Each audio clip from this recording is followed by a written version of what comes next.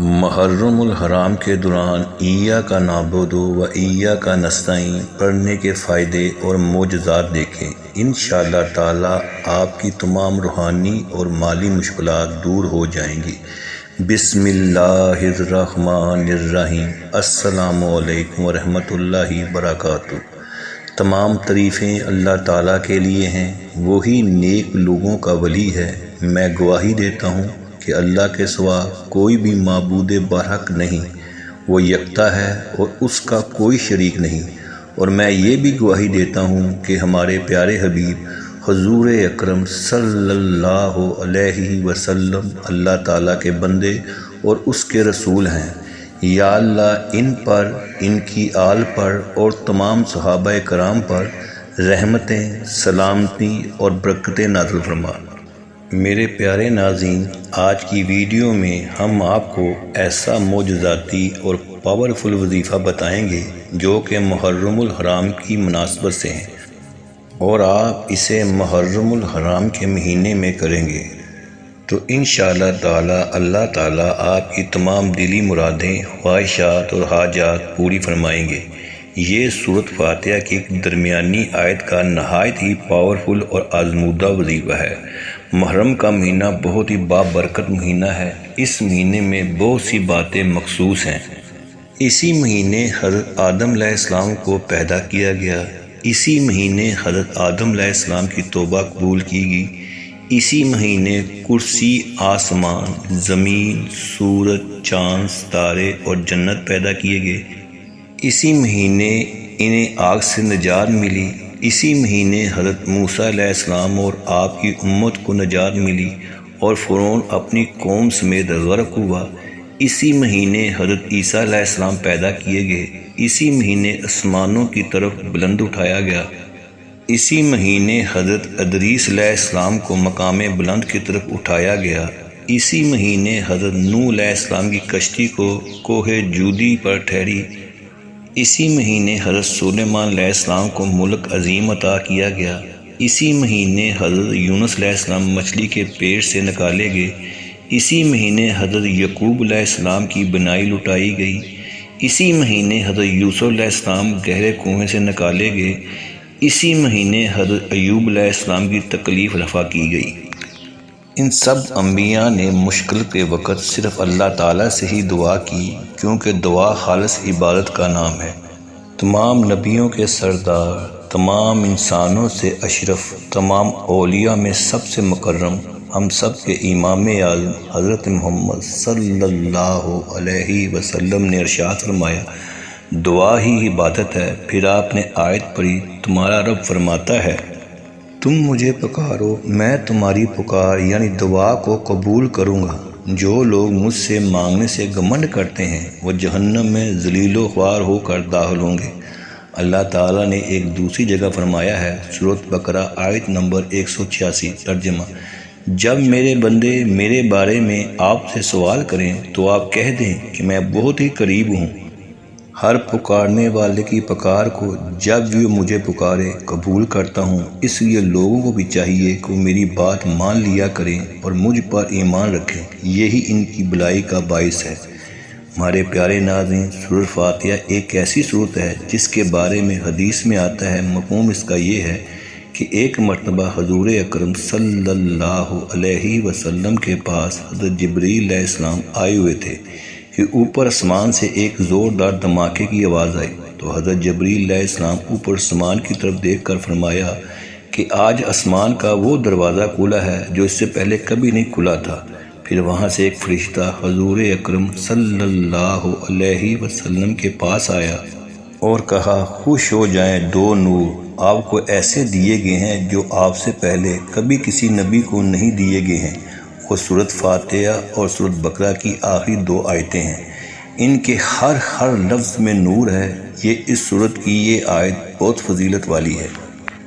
جو اس کی تلاوت کرے گا، اس کا وظیفہ کرے گا، بہت فائدے حاصل ہوں گے۔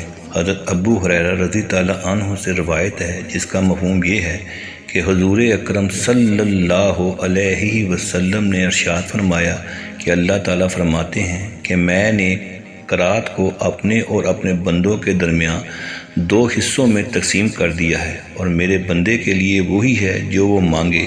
ایک دوسری روایت میں وارد ہوتا ہے کہ اس میں سے آدھی قرات یعنی سورۃ فاتحہ میرے لیے ہے اور آدھی میرے بندے کے لیے ہے۔ جب بندہ الحمدللہ رب العالمین کہتا ہے تو اللہ تعالیٰ فرماتا ہے کہ میرے بندے نے میری شان بیان کی۔ جب بندہ الرحمن الرحیم کہتا ہے تو اللہ تعالیٰ فرماتے ہیں کہ میرے بندے نے میری بزرگی بیان کی۔ جب بندہ کہتا ہے ایاک نعبد و ایاک نستعین کہتا ہے تو اللہ تعالیٰ فرماتے ہیں یہ میرے اور میرے بندے کے درمیان ہے اور میرے بندے کے لیے وہی ہے جو مجھ سے مانگے۔ جب اہدنا الصراط المستقیم صراط الذین انعمت علیہم غیر المغضوب علیہم ولا الضالین کہتا ہے تو اللہ تعالیٰ فرماتے ہیں کہ یہ میرے بندے کے لیے ہے اور میرا بندہ جو مانگے اس کے لیے وہی ہے۔ اب میں سورۃ فاتحہ کا مختصر تعارف پیش کر کے اس کا عمل آپ کو بتاؤں گا، اور اگر اس کا تعارف نہیں پیش کروں گا تو پھر یہ ویڈیو ادھوری رہ جائے گی۔ سورۃ فاتحہ مکہ میں نازل ہوئی، اس میں 7 آیات ہیں۔ یہ بات تو آپ جانتے ہیں۔ اب جو چیز جس قدر جامع صفات و کمالات ہوگی اس کے اس قدر زیادہ نام وجود میں آئیں گے۔ یہ صورت فضائل و برکات کے حوالے سے نہایت ہی جامع صورت ہے۔ اس سے پہلے مفسرین کرام نے اس کے بہت زیادہ نام بیان کیے ہیں، جس میں مشہور نام یہ ہیں: فاتحہ یعنی رحمت و برکت اور علوم و حکمت کے دروازے کھولنے والی، فاتح الکتاب یعنی کتاب الہی قرآن حکیم کے اسرار و معارف کی چابی، ام القرآن یعنی قرآن کے مضامین کا خلاصہ، اور ماہر صبر و شانی یعنی بار بار پڑھنے جانے والی 7 آیات سورۃ الحمد یعنی اللہ تعالیٰ کی حمد و ثنا و مناجات والی صورت، سورۃ الکنز یعنی فضائل و برکات، اسراروں اور رموز کا خزانہ، سورۃ الشفا یعنی تمام جسمانی روحانی امراض کی دوا۔ جیسا کہ آپ نے جانا اس صورت کے کئی سارے نام ہیں اور کئی سارے وظائف ہیں۔ یہ ایک ہی وقت میں مکمل صورت حضور اکرم صلی اللہ علیہ وسلم پر مکمل نازل ہوئی۔ عربی زبان متاح چابی کو کہتے ہیں جو تالے کو کھولتی ہے۔ سورۃ فاتحہ نہ صرف پورے قرآن کے بند خزانے کو کھولتی ہے بلکہ اس کو پڑھنے سے انسانی ذہن و دل اور سوچ کے تالے بھی کھل جاتے ہیں۔ سورۃ فاتحہ کے ہر ایک آیت کے معنی میں ایک سمندر پوشیدہ ہے۔ یہ اللہ تعالیٰ کی آخری کتاب قرآن مجید کے ابتدائی لفاظ ہیں اور سارا قرآن مجید اس سورۃ فاتحہ ہی کی مکمل اور جامع تشریح ہے۔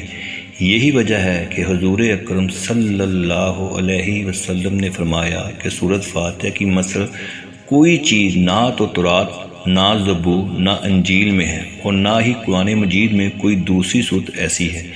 یہی وجہ ہے کہ حضرت علی کرم اللہ وجہہ نے فرمایا کہ سورۃ فاتحہ کی تشریح میں اتنی زیادہ کتابیں لکھی جا سکتی ہیں جن کتابوں کا وزن 100 اونٹ بھی نہیں اٹھا سکیں گے۔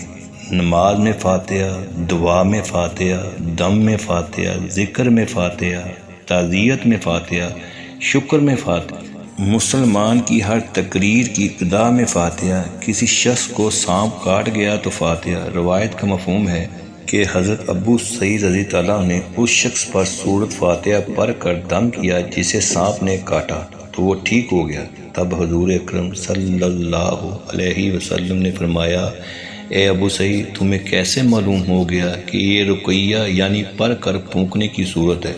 اس واقعہ سے سورۃ فاتحہ کی اہمیت کا اندازہ خود ہی لگا سکتے ہیں۔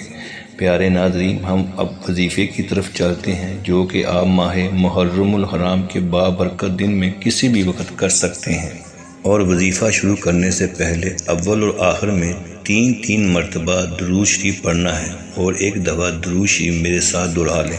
اللہم صلی علی محمد و علی آل محمد کما صلیت علی ابراہیم و علی آل ابراہیم انک حمید مجید۔ اللہم بارک علی محمد و علی آل محمد کما بارکت علی ابراہیم و علی آل ابراہیم انک حمید مجید۔ درود شریف پڑھنے کے بعد آپ نے سورۃ فاتحہ کی صرف ایک آیت پڑھنی ہے اور 160 مرتبہ اس آیت کو آپ نے شمار کرنا ہے۔ ایاک نعبد و ایاک نستعین، ہم تیری ہی عبادت کرتے ہیں اور تجھ سے ہی مدد چاہتے ہیں۔ ایاک نعبد و ایاک نستعین، ہم تیری ہی عبادت کرتے ہیں اور تجھ ہی سے مدد چاہتے ہیں۔ اور آخر میں 3 مرتبہ درود پاک پڑھیں۔ اس آیت کی تشریح کچھ یوں ہے کہ صرف اللہ تعالیٰ ہی حقیقی مدد کرنے والا بھی تو ہے۔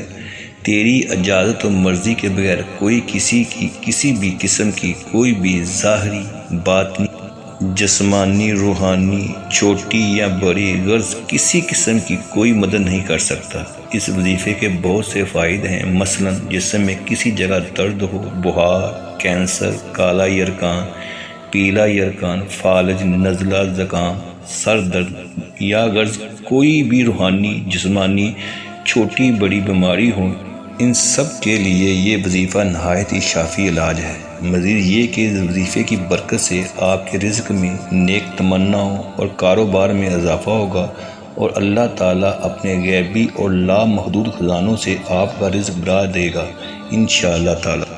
مرشد چینل کے پیارے ناظرین، نیک لوگوں کے چند گواہ۔ نمبر 1، اعمال میں سب سے بہتر عمل فکر و تقوی ہے۔ نمبر 2، صحبت بد انسان کو نیک لوگوں سے دور کر دیتی ہے۔ نمبر 3، کسی اللہ والے نے فرمایا فکر ایک ایسا آئینہ ہے جس میں نیک و بد کا مشاہدہ کیا جا سکتا ہے۔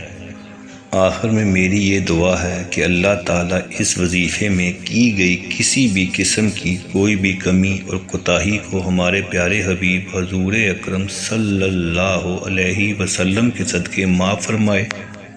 اللہ تعالیٰ ہمیں پکا اور سچا مسلمان بنائے اور 5 وقت کی نماز باجماعت ادا کرنے کی توفیق عطا فرمائے اور ہمیں دنیا اور آخرت دونوں جہانوں میں بلائی نصیب فرمائے۔ آمین ثم آمین۔ اللہ تعالیٰ ہم سب کا حامی و ناصر و شکریہ۔